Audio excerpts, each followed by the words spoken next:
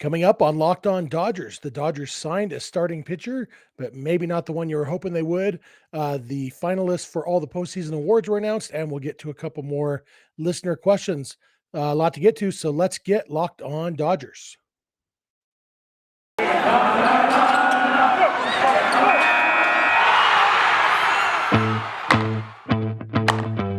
You are Locked On Dodgers, your daily Los Angeles Dodgers podcast. Part of the Locked On Podcast Network, your team every day.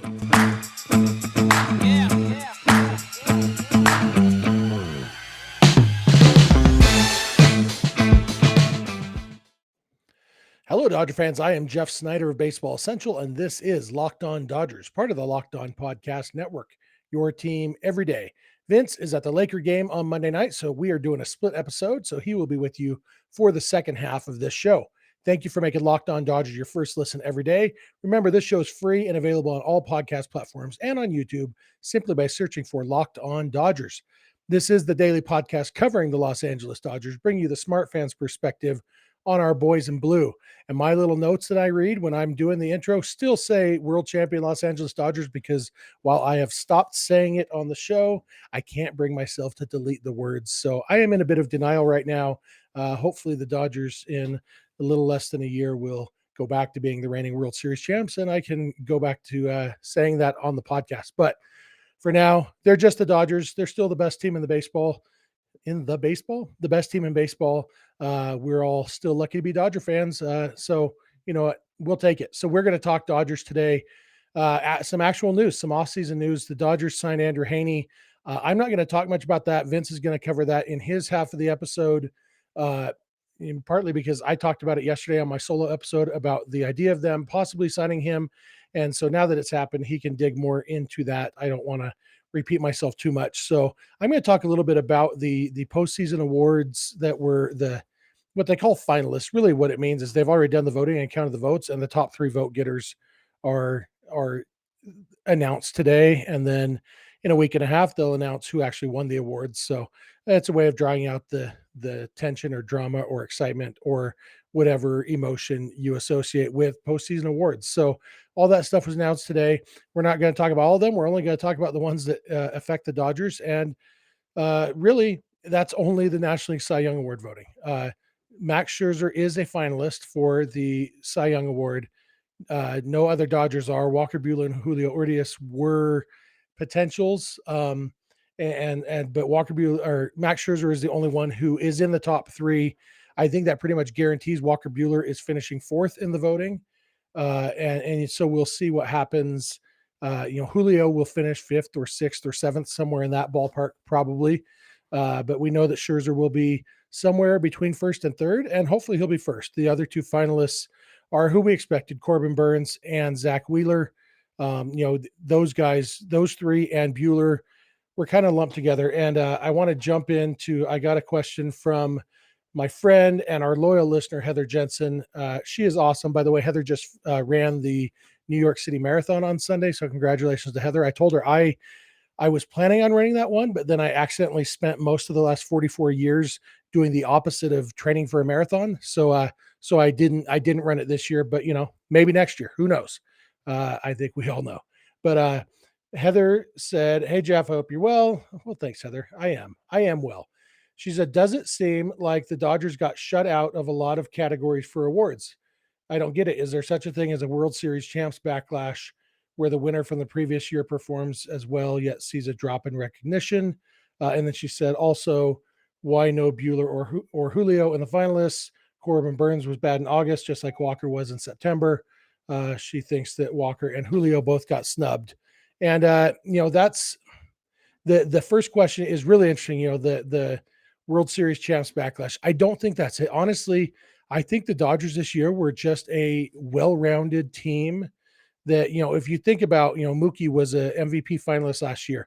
He had a solid year, but kind of subpar by Mookie standards this year. So it's not like he got snubbed.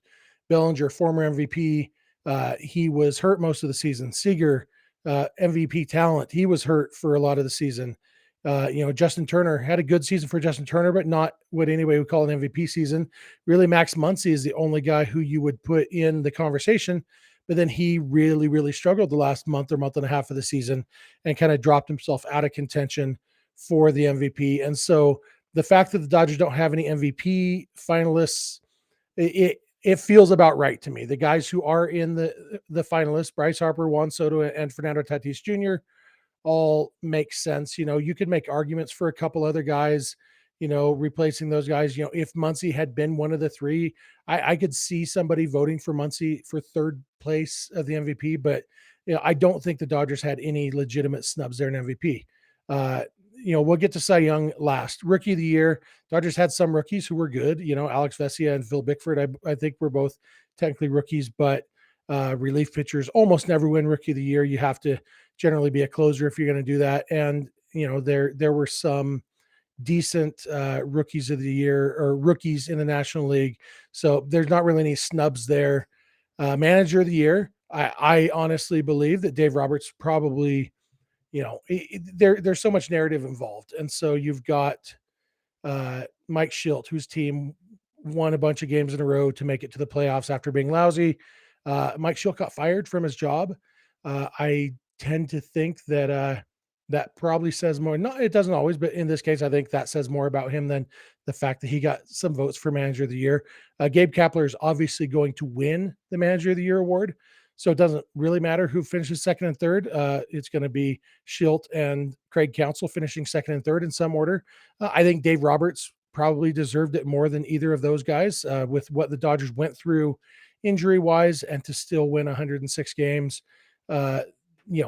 Dave Roberts, but Manager of the Year is such a really all that means is what team had exceeded expectations, and the Dodgers didn't exceed expectations really from what their preseason expectations were. People expected them to be a very good team, and they were. The fact that they had a bunch of injuries and had to do it in an unconventional way, he wasn't going to beat out Gabe Kapler, whose team exceeded their expectations by like 30 games. So it doesn't really matter that he's not one of the finalists. I'm sure he got some down ballot votes. He's probably fourth or fifth, whatever. And then the last one is the Cy Young balloting, which Heather asked about. And for me, I think you can make a really good case for Scherzer, Burns, Wheeler, and Buehler. I think different voters could all intelligently do their research and come to the conclusion that any one of those four guys deserves the Cy Young Award. I think it's probably the correct conclusion to say that Scherzer is a little more deserving than Buehler. And so then once you've done that, once you say, okay, Scherzer, it's kind of, even though it doesn't make sense, it really should be, okay, who are the best? The ballot has, if you're voting for three guys for Cy Young, it should be, who do you think were the three best pitchers in the league? But I could see where you say, okay, Buehler was the second best on his own team, so I'm not going to bother voting for him in one of these slots. So that's what they talk about sometimes, is splitting the vote. I think probably Scherzer and Buehler split the vote a little bit, and I think most of the voters probably came to the conclusion that Scherzer was a little bit better than Buehler. The question is, did they split the vote so much that Scherzer won't win it? I think you can make a case that he deserves to win it, but I don't think it'll be a travesty if Corbin Burns wins or if Zach Wheeler wins, because they were both very, very good this year too. As for Julio, he didn't get snubbed. He won 20 games, but that was it. Julio was, one of the 10 best pitchers in the league this year, probably, and he'll probably finish, like I said, fourth, fifth or sixth or seventh or something in the Cy Young voting, and that's probably where he should be. So I'm not upset about either of those. I think Julio not being a finalist is correct, and Buehler not being a finalist isn't actively incorrect, I guess is the way I'd put it. So that's kind of my thoughts on the postseason awards. The finalists announced, I think, in, like I said, about a week and a half. They'll have that week where they start announcing all the winners for all those things. So I'm going to come back in just a minute, and I'm going to answer another listener question about how the Dodgers are going to go about acquiring starting pitching this offseason. So keep it locked on Dodgers. We're back and better than ever. A new web interface for the start of the basketball season and more props, odds, and lines than ever before. BetOnline remains your number one spot for all the basketball and football action this season. Head to our new updated desktop or mobile website to sign up today and receive your 50% welcome bonus on your first deposit. Just use our promo code LOCKEDON to receive your bonus. From basketball, football, baseball, postseason, NHL, boxing, and UFC, right to your favorite Vegas casino games. Don't wait to take advantage of all the amazing offers available for the 2021 season. BetOnline is the fastest and easiest way to bet all your favorite sports. BetOnline, where the game starts. All right, I am back, and I want to thank you again for making Locked On Dodgers your first listen every day. We love talking Dodgers with you, and we hope you love listening to us talk Dodgers. We have gotten a lot of listener interaction on social media, through email, everything. We love that. So feel free to reach out to us anytime. Vince will give you all those details at the end of the episode, but thank you for making us your first listen every day. I want to jump in on a question from our buddy Brandon Johnson at BrandonJohn442 on Twitter. Did I get that right? I did. I can't even see it cuts off, but I know Brandon's handle so well. He says, this offseason, the Dodgers need to acquire or sign at least 2 or 3 starters, probably. Are they more likely to do so through signings or trades, or the obvious answer of a combo of both? He sent this a little bit before the Dodgers signing of Andrew Heaney was announced. And so obviously they're going at least some the free agent route, but it is a really interesting question. And yesterday's episode, I talked about some potential free agent target pitchers for the Dodgers. I talked about Carlos Rodon. I talked about John Gray. But then there's also some interesting trade targets. The Marlins probably have too many starting pitchers. And so, they've got, if a guy like Sandy Alcantara was, getting closer to free agency and they wanted to trade him, I'd be totally in on the Dodgers being interested in him. If the Reds decided to trade Luis Castillo or Sonny Gray, we saw the Reds just decline the option on Wade Miley for $10 million. And so it's like, maybe the Reds are planning on rebuilding. And so if they were interested in trading Luis Castillo and or Sonny Gray, I'd be interested in both of those guys. Castillo more than Gray, just for youth reasons and overall stuff reasons. But Sonny Gray has been very good. So, we'll see what happens with the trade market. But there could be some decent starting pitching available on the trade market. And then, obviously, like I said yesterday, 2 of the biggest free agent starting pitchers happen to be guys who were on the Dodgers last year, Clayton Kershaw and Max Scherzer. And, Kershaw is more a sentimental pick, but when he's healthy, he's still very good. The question is he going to be healthy? It's kind of funny to see the different guesses that people have on what kind of contract Kershaw is going to get. And obviously ending the season injured with that big question mark, it's tough to say, but that will determine some things. But the Dodgers are going to bring back Kershaw if he wants to come back. And so, with they've added Andrew Heaney, who's really a 5th starter, kind of a reclamation project. They've got Clayton Kershaw hopefully coming back, and then Scherzer's a big question mark. Justin Verlander is a free agent. That would be an interesting one. There was a good article, Aaron Gleeman on The Athletic listed his top 25 free agent pitchers.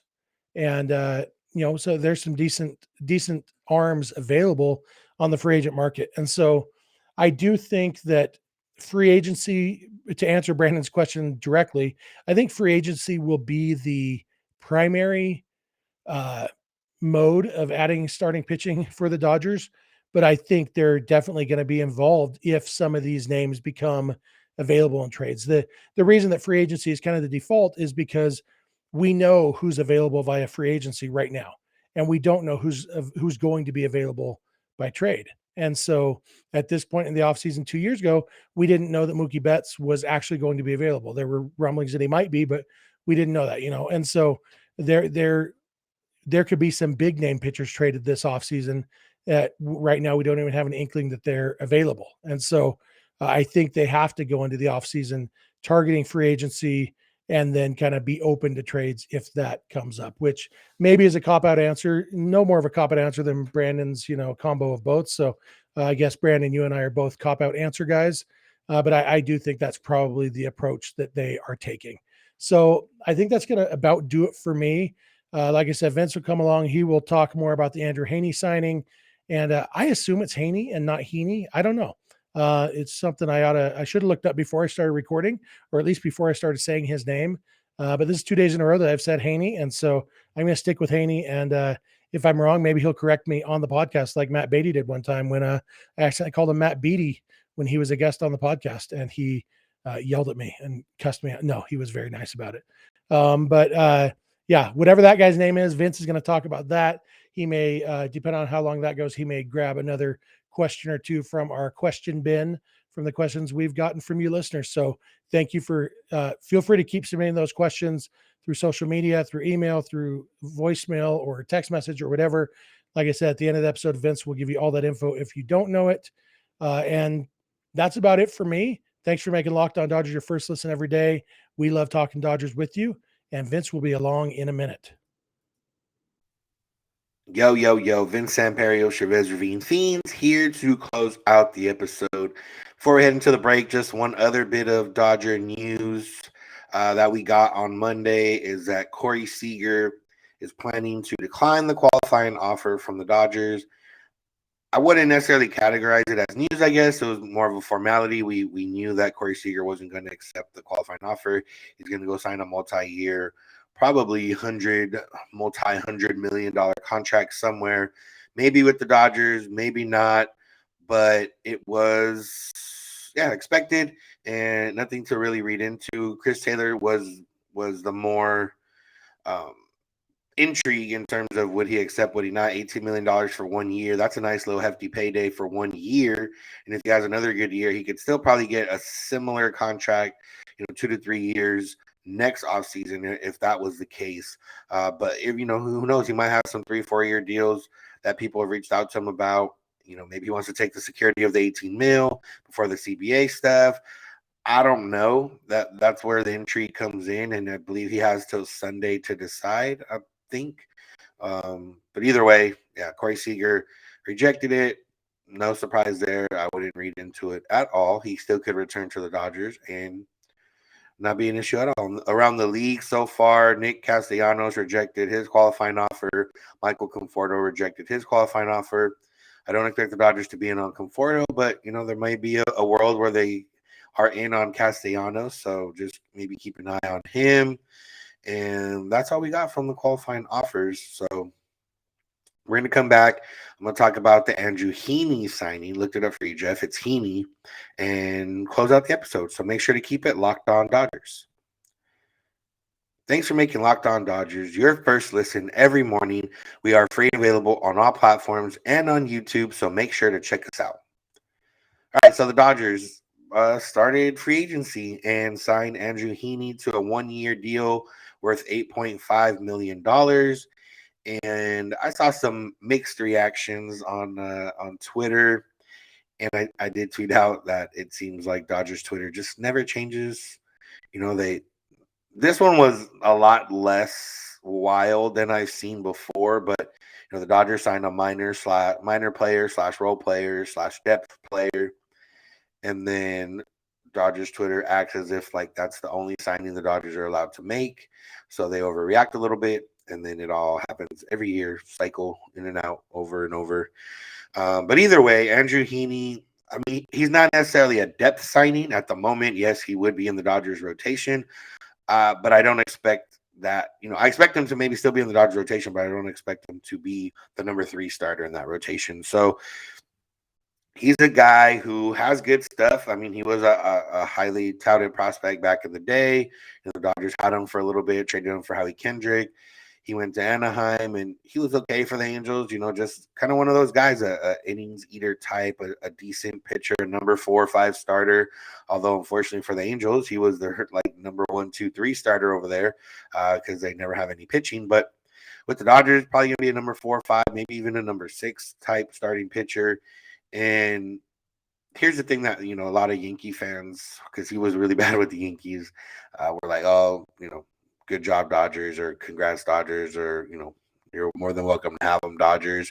And then Angel fans, kind of the same, they're like, oh, whatever.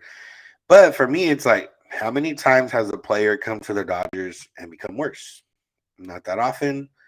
I don't, it's very rare that a guy comes in is completely worse than what he was before.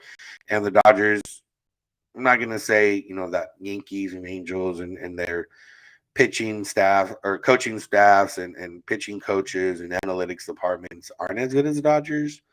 Actually, I'm going to say that they aren't as good as the Dodgers. We've seen the Yankees aren't known for making pitchers like better. The Angels definitely aren't known for making pitchers better. The Dodgers are, and the Dodgers, there has been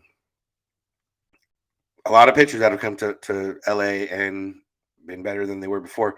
Whether it's pitch usage, Dodgers switch up their pitch usage, what pitches they want to use, either take one out and focus on two, or throw one a little bit more, whatever the case is. It's sequencing, when you throw your pitches, how you throw your pitches, and what counts and what situations, and then just maybe some minor tweaks here and there mechanically. Usually, probably it's not mechanically. Usually, it's more of the other with pitch usage and sequencing. But I'm excited to see what they can do. Heaney's had he strikes out a lot of guys. He doesn't walk a lot of guys. Last year, he was susceptible to the home run. At Dodger Stadium, that's not as big a deal. Dodger Stadium has become a little bit more home run friendly the last few years, but still, when you're playing Dodger Stadium, Oracle Park, Petco Park, and not Arizona and Colorado, but when you're playing those three parks for what, 80 plus 20 plus 20, 120 out of 160 games, that's not too bad. You're not gonna even if you are susceptible to the home run, there's not going to be as many home runs in those parks. So that's a good sign. I saw something with, there's a lot of people, smarter people than me, coming out and talking about the Heaney signing. And one of them said that it was Will Hofer at Hoofer Baseball. Says Heaney's big standout quality is the ability to generate a ton of arm side run on his fastball and changeup. So if that lateral slider is as teachable as the Dodgers believe it to be, watch out. And that's what I'm saying.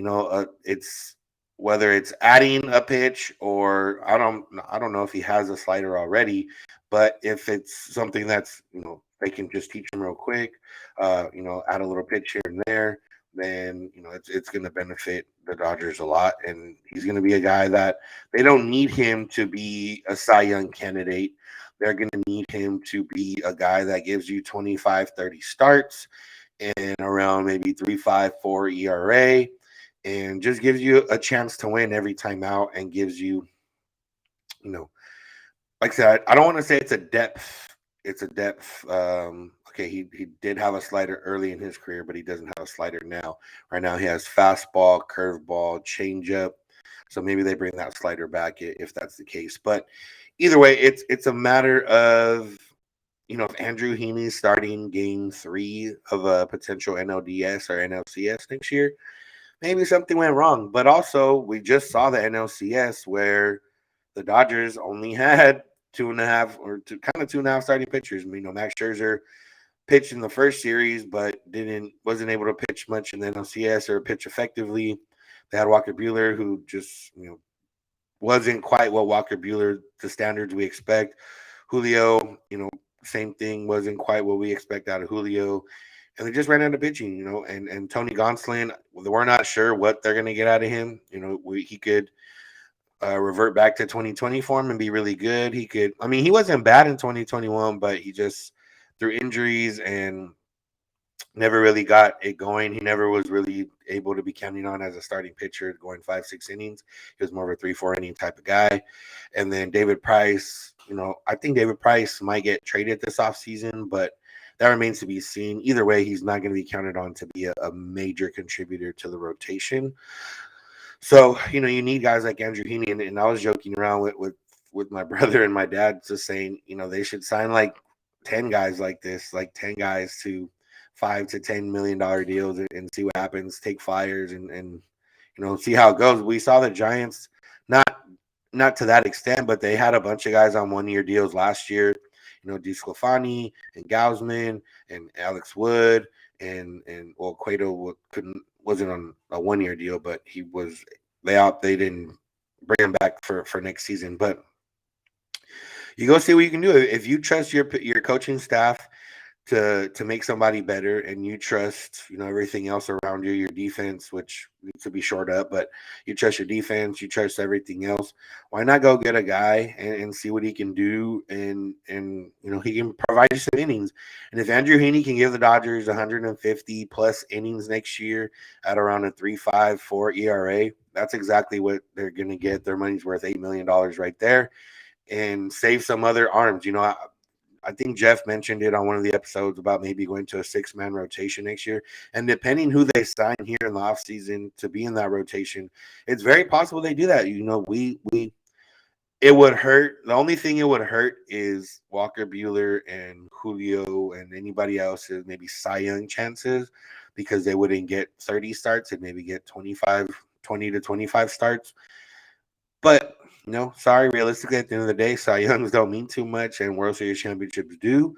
And if you can head into the postseason with these guys a little bit fresher than they were this past year, that's going to be a benefit all around. So don't think of Andrew Heaney as I don't know why people were throwing this around, but don't think of Andrew Heaney as, oh, they're not getting Kershaw, or they're not getting Scherzer, or they're not getting somebody else that's a free agent. Andrew Heaney is going to be the 4, 5, 6 starting pitcher, maybe even less depending, or maybe even lower depending how this offseason goes, and he might not be a factor. And the other part, which we haven't talked about, which I don't think is the case, but there's always a possibility that they think of him as a multi-inning reliever, like I don't want to say Josh Hader type, because he's probably not as good as Josh Hader, but a Josh Hader type where he's throwing multiple innings, 2 innings, 2 times a week, or whatever the case is, out of the bullpen. So that's a distinct possibility. That would mean that they get a lot more starting pitching in the offseason and this winter, but it's still a possibility. So he's a guy who could fill a variety of roles.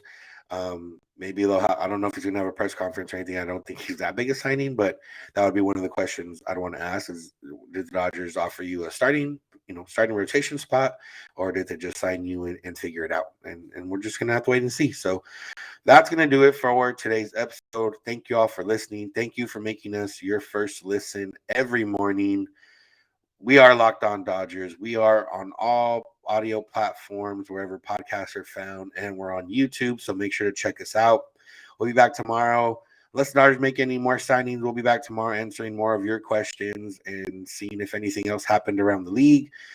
Now make your second listen Locked On MLB Prospects with host Aaron Layton. He's a prospect encyclopedia, and he's going deep on the MLB stars of tomorrow. It's also free and available on all platforms. That's going to do it for us. Thank you for listening. Thank you for following along. We really appreciate it. Thank you for sticking around. If you have stuck around this offseason, I know it's tough after the Dodgers lose to think about the Dodgers, but even if you took a week or 2 off, Jeff and I have been out of sync schedule-wise the last couple weeks, but we're still here every weekday morning. We're still back in action every day, and we're still here to bring you Dodger talk whenever you need it. You can follow us on social media, Twitter and Instagram at Locked On Dodgers. On Twitter, Jeff is at Snydog, and I'm at Vince Samperio. The DMs are open on all those accounts if you want to get a hold of us, ask us a question, comment, concern, whatever the case is. You can also leave us a voicemail or send us a text at 323-863-5625. That's always there for you. Or there's an email, lockedondodgers@gmail.com. We're here every weekday morning, and we hope you'll be with us when you get in your car, or if you're at home. Text My Device Play podcast, Locked On Dodgers. And remember, you don't have to agree. You just have to listen. Have a good one.